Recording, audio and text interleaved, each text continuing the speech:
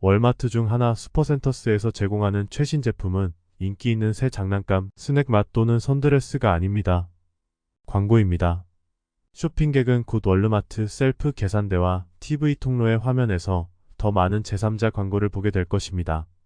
상점의 라디오를 통해 반점을 듣습니다. 데모 스테이션에서 항목을 샘플링할 수 있습니다. 월마트의 광고 진출은 크로커와 같은 소매업체의 유사한 움직임과 유사합니다. 수백 개 매장의 시원한 통로에 디지털 스마트 스크린을 도입하기로 계약을 체결한 그리고 타건. 약 200개 매장에서 열린 머텔과의 최근 바비 브랜드 이벤트를 포함하여 매장 내 데모 및 경품 테스트를 시작했습니다. 월마트의 경우 풍부한 기존 파트너에게 광고 공간을 판매하는 것은 회사의 광범위한 토달 범위를 활용하고 고수익 비즈니스로 확장하는 또 다른 방법입니다. 이 할인점은 미국 전역에 약 4,700개의 매장을 보유하고 있으며 미국인의 약 90%가 월마트 매장에서 10마일 이내에 살고 있습니다. 미국에서는 매주 약 1억 3,900만 명의 고객이 월마트 매장과 월마트 웹사이트 또는 앱을 방문합니다. 월마트 커넥트의 리테일 미디어 영업 담당 수석 부사장인 라이언 메이워드는 우리 매장, 매장 공간, 매장을 통해 도달하는 미국인의 비율을 생각할 때 매주 슈퍼볼 규모의 청중에게 전달할 수 있습니다. 라고 말했습니다. 소매상의 광고 사업. 이 회사는 올해 후반에 공급업체가 사용할 수 있고 특정 매장이나 지역을 타겟팅할 수 있는 30초 라디오 스팟과 매장 전체에 걸쳐 약 170여 개의 디지털 스크린을 사용하여 매장 내 광고를 늘릴 계획입니다.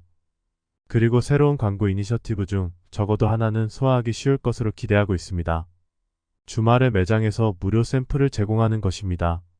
우버의 주가는 화요일 애널리스트들의 매출 기대치를 하회했지만 장밋빛 가이던스를 제시한 2분기 실적을 발표한 후 4% 하락했습니다.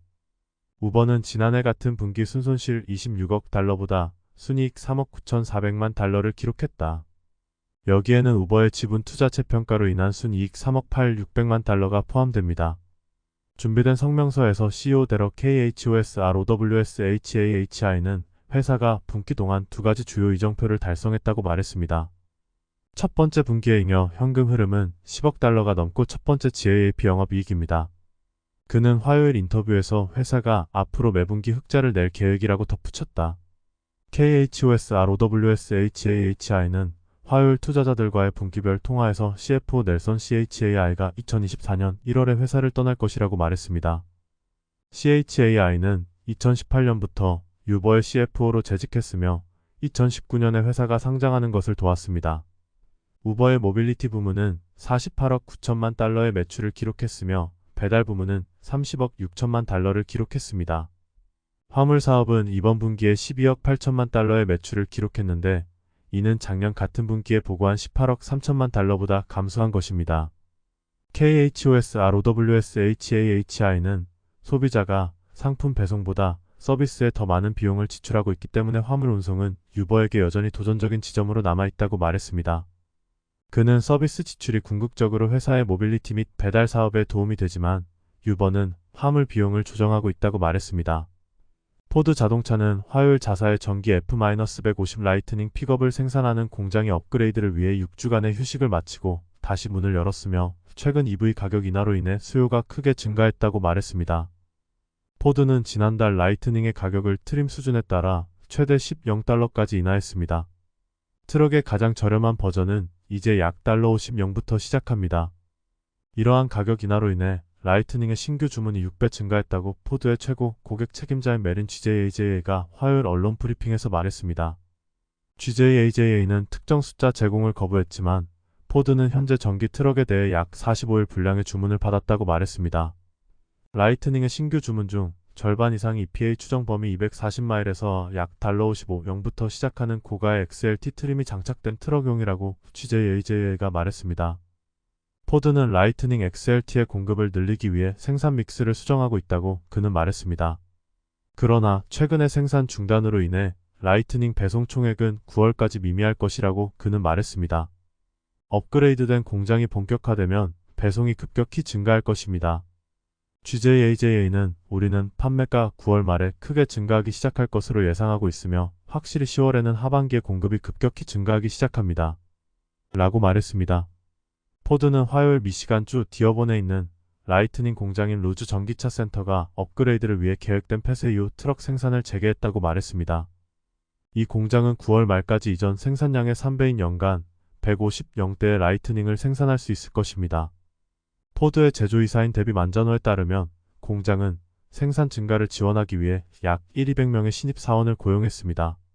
신입사원들은 약 3주 안에 교육을 마칠 것이라고 그녀는 말했다.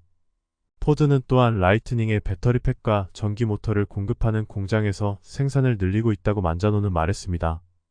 화이자는 화요일에 월스트리트의 기대치를 상회하는 2분기 조정 수익을 보고했지만 COVID 제품 판매 급감으로 인해 추정치에 미치지 못하는 수익을 게시했습니다. 화이자는 2분기 매출이 전년 동기 대비 54% 감소한 127억 3천만 달러를 기록했다고 밝혔다.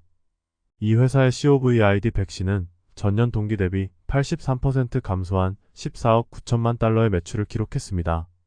화이자의 코로나19 항바이러스제 팍슬로비드는 매출이 98% 감소한 1억 4천3백만 달러를 기록했다. 이 제품들은 이번 분기에 총 16억 달러의 매출을 올렸습니다. 이는 1년 전 같은 기간 동안 약 170억 달러의 매출과 비교됩니다. 화이자 CFO 데이비드 덴트는 화요일 실적 발표에서 수익 감소는 팍슬로비드와 코미르나티 매출 감소가 예상되면서 발생했다고 말했다. 감소는 놀라운 일이 아닙니다. 화이자와 모더나 같은 경쟁 제약사들은 세계가 대유행에서 벗어나고 바이러스로부터 보호하는 데 도움이 되는 블록버스터 백신과 치료법에 덜 의존함에 따라 올해 코로나 관련 매출이 급격히 감소했습니다. 화이자는 팬데믹 이후에 세계를 탐색하는 전환기에 있습니다. 회사는 인수합병과 새로운 성장 영역으로 전환하기 위한 레코드 파이프라인에 희망을 걸고 있습니다. COVID 제품을 제외하고 최근에 인수한 회사의 의약품이 수익을 크게 높였습니다. BIOHAVN 파머스티컬즈의 편두통 치료제 NURTC ODT와 글로벌 블러드 세럼 유틱스의 나적 결구병 치료제 OXBRITA가 각각 2억 4,700만 달러와 7,700만 달러를 벌어들였습니다. 이 회사는 또한 심장 근육 질환인 특정 유형의 심근병증을 치료하는 데 사용되는 VYNDAQL 약물의 강력한 판매가 수익을 견인했다고 말했습니다. 해당 의약품은 2022년 2분기보다 42% 증가한 7억 8,200만 달러의 매출을 기록했습니다. 그러나 다른 약물은 수익에 부담을 주었다. 다양한 염증성 자가면역 질환을 치료하는 데 사용되는 단일 클론 항체인 인플렉트라는 7,400만 달러의 매출을 기록했습니다. 총액은 1년 전 같은 기간보다 46% 감소했습니다. 특정 유형의 유방암을 치료하는 화이자의 임랜스는 전년 대비 6% 감소한 12억 4천만 달러의 매출을 기록했습니다. 화이자는 올해 첫 6개월 동안 6개의 제품 승인과 4개의 출시를 기록했습니다. 회사는 하반기에 6건의 추가 승인과 6건의 출시를 기대하고 있습니다. 제트블루 항공 2023년 전망을 하향 조정하고 여행자들이 해외 목적지를 선택하고 항공사가 아메리칸 항공과의 파트너십 종료와 씨름함에 따라 이번 분기의 잠재적 손실에 대해 경고했습니다. JTBLU는 1년 동안 조정된 주당 순이익을 5센트에서 40센트 범위로 예측했는데 이는 주당 순이익이 $1나 될 것이라는 이전 추정치보다 낮아진 것입니다. 뉴욕에 본사를 둔 이 항공사는 3분기에 최대 20센트의 조정 손실을 기록할 수 있으며 매출은 작년 같은 기간보다 4%에서 8% 감소할 수 있다고 말했습니다. 이번 실적 시즌 항공사 경영진은 장거리 국제여행으로의 수요 변화에 주목했는데 이는 코로나19 대유행 기간 동안 피해를 입었습니다. 증가된 용량과 함께 이러한 변화는 여행자들이 해외의 새로운 목적지를 선택함에 따라 국내 항공료를 낮추고 있다고 그들은 최근 실적 발표에서 말했습니다. JTBLU의 COO인 조애너 체러티는 이러한 변화가 여름 여행 성수기 동안 국내 여행에 대한 수요를 압박하고 있습니다. 머크는 블록버스터 항암제 키트 루다와 HPV 백신 가다실의 판매 호조로 기대치를 상회한 2분기 매출이 화요일에 발표됐다. 그러나 거대 제약회사는 올해 초 회사의 프로미시어스 바이오사이엔시즈 인수와 관련된 비용으로 인해 분기별 손실을 기록했습니다. 머크는 전년 동기 39억 4천만 달러의 순이익에서 59억 8천만 달러의 순손실을 기록했다. 인수 및 구조조정 비용을 제외하면 머크의 주당 손실은 분기당 2.06달러였습니다. 손실에는 자가면역 질환 치료제 전문 기업인 프로메테우스 인수와 관련된 102억 달러 비용이 반영되어 있습니다. 머크는 6월 중순에 거래를 완료했다고 밝혔다. 4분기 매출은 150억 4천만 달러로 전년 동기 대비 3% 증가했다. 로버트 데이비스 머크 최고 경영자는 화요일의 인터뷰에서 당신이 실제로 본 것은 오랫동안 지속된 근본적인 성장이었고 그것은 종양학과 백신 분야의 가다실 프랜차이즈에 의해 주도됐다고 말했다. 머크의 코로나19 항바이러스 치료제 몰누피라비르를 제외하면 제약 부문 매출은 14% 증가했다. 라게브리오라는 브랜드명으로 판매되는 몰누피라비르의 매출은 해당 기간 동안 2억 300만 달러로 2022년 2분기 보고된 11억 8천만 달러에서 83% 감소했다. FACTSET 추정치. 감소는 놀라운 일이 아닙니다.